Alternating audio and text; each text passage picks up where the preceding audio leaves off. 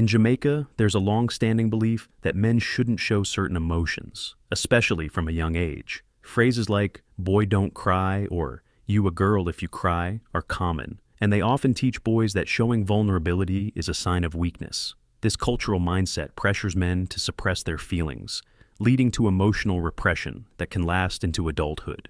The impact of this is significant.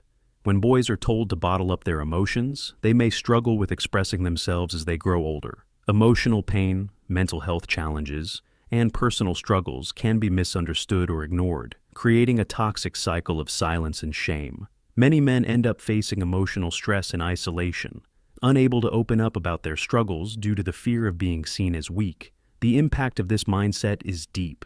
It makes men feel like they have to bottle up their emotions, which can affect their mental health in the long run.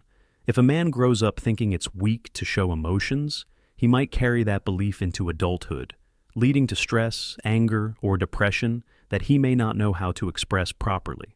It's important for men to understand that showing emotions like sadness, fear, or vulnerability doesn't make someone weak, it makes them human.